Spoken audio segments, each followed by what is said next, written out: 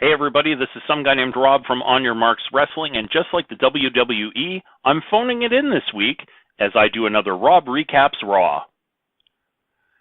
I'm going to be doing the show in reverse order this week, as clearly the bad and the ugly far outweigh the good. Because let's face it, this show here, the good was barely above mediocre, and the bad and the ugly were bad and ugly. As always, the rules apply. If I don't mention it, it didn't register with me one way or the other, and quite frankly, there was a whole lot of middle of the road on this show, so it was largely forgettable to begin with. Let's start with the ugly, the John Cena promo. Way too long, way too much repeated information. I'm sick and tired of seeing his face on TV. I'm sick and tired of him doing the challenge against The Undertaker. I'm sick and tired of hearing him call other people egomaniacs because they won't give him a response to his challenge. The logic of everything is just terrible. I don't know who the hell's supposed to be the heel in this whole match. I just want it to go away. And if this match does happen at WrestleMania, I'll let you know. I'll say it right now. I'm going to have a hard time paying attention to this match because it holds absolutely zero interest for me right now. This would have been a fun little match maybe about, I don't know, 8 years ago. Right now, I would have to put in a concerted effort to care less about it.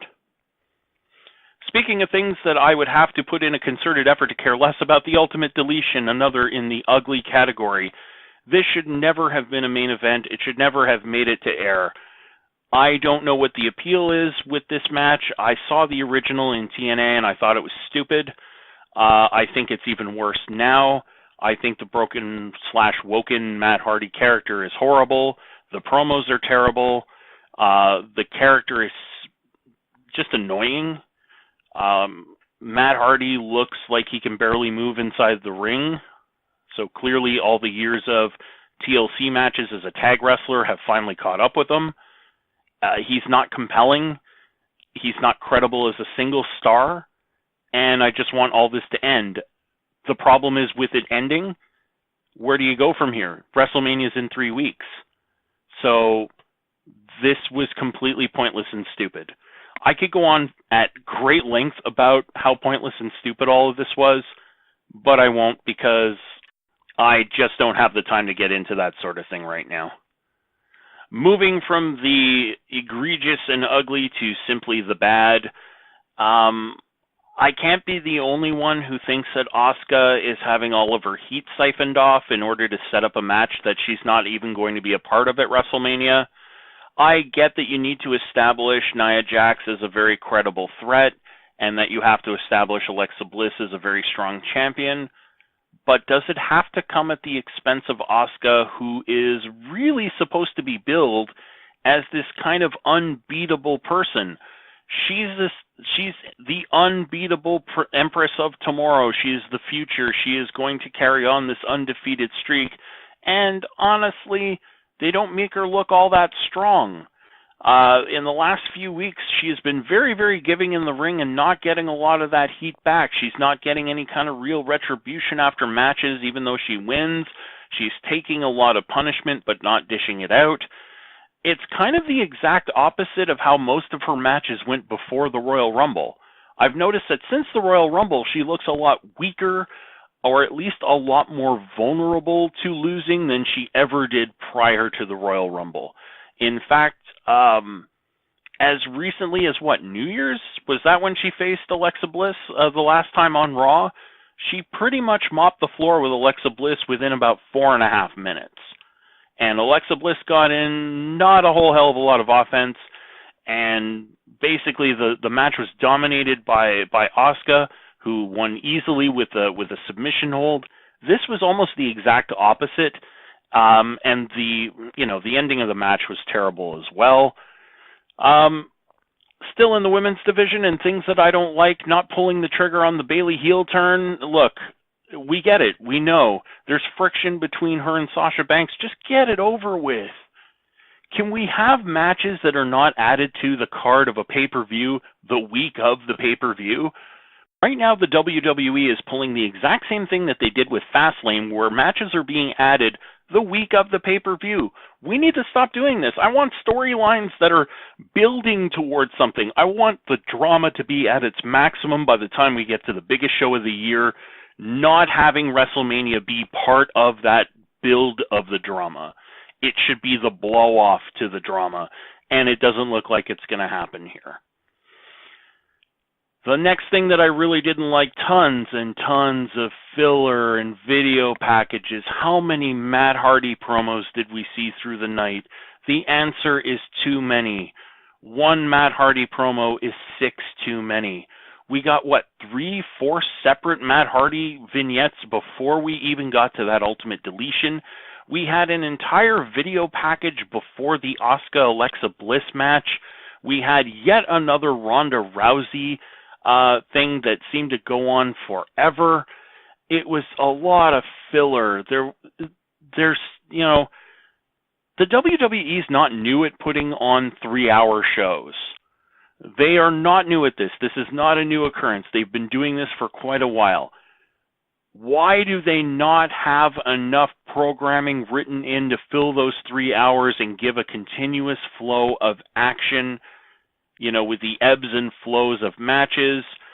Speaking of the matches, why are so many matches starting during the commercial break? We had the I came back from commercial and the Asuka match against Alexa Bliss was already underway, and Alexa Bliss was firmly in control almost the entire time. What? Where did the first part of the match go?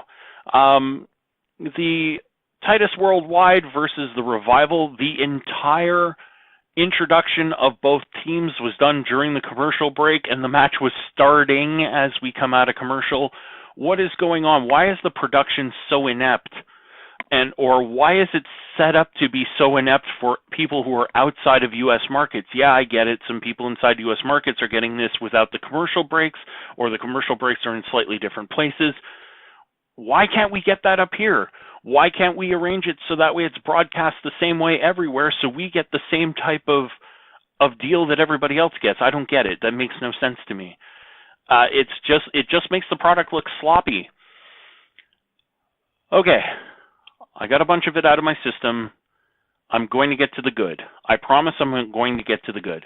Even though the WWE more or less phoned this show in, I'm going to get to the good. Things that I liked. Well, let me rephrase that. These are the things that I thought were far enough above mediocre that they bared mentioning. I do like the Nia Jax versus Alexa Bliss announcement for WrestleMania 34. I thought that the setup to the match was great, especially the spot where Mickie James got absolutely destroyed by being launched into the side of the ring by Nia Jax.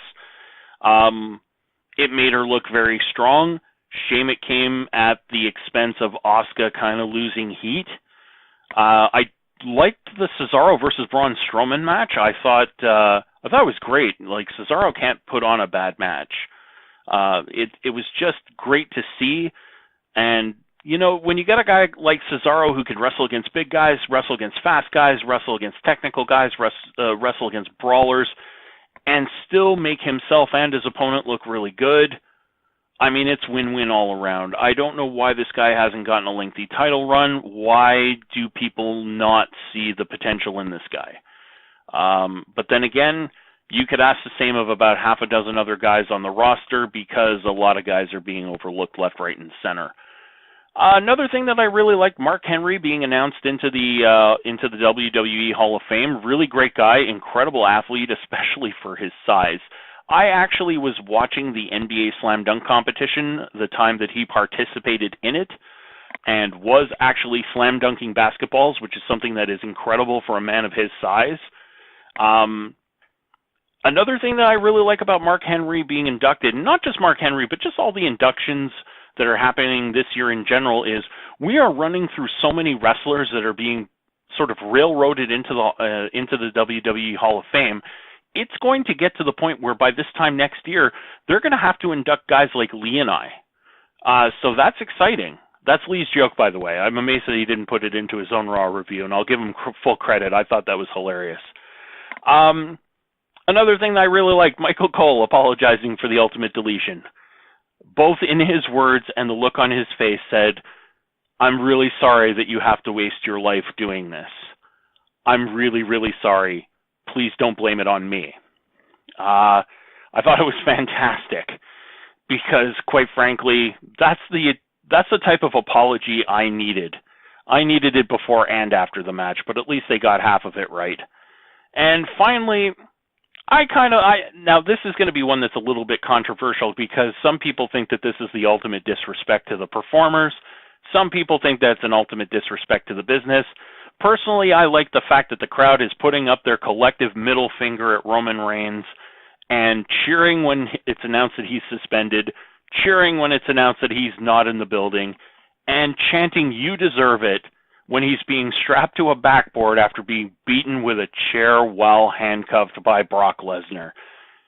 This is the crowd saying, "You know what, fuck you, we don't want you in the main event again. We've had to put up with you for 3 straight years closing WrestleMania.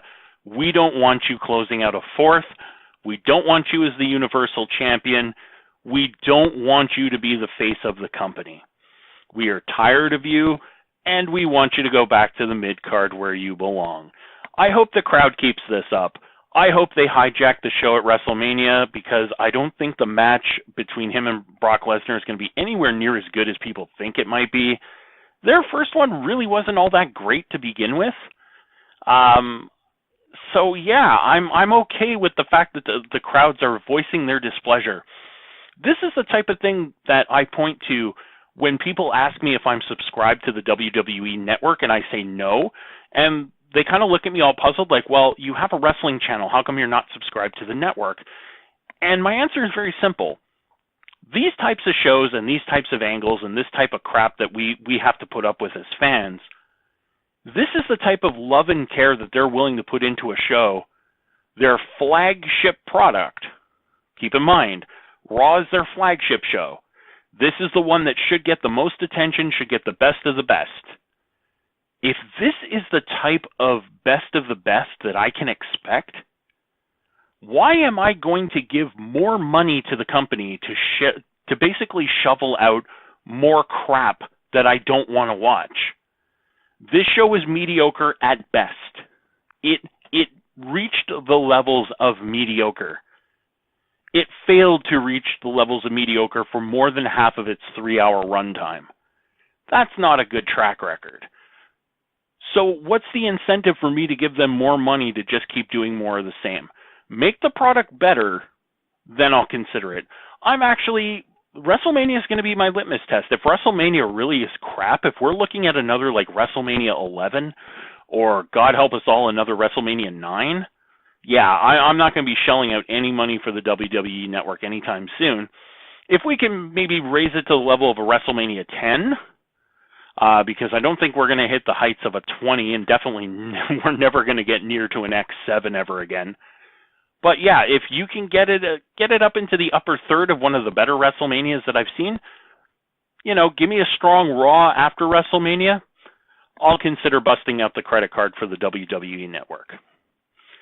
Anyway, I thank you for bearing with me as I do what the WWE has done, phoning it in. We'll see you in the next one.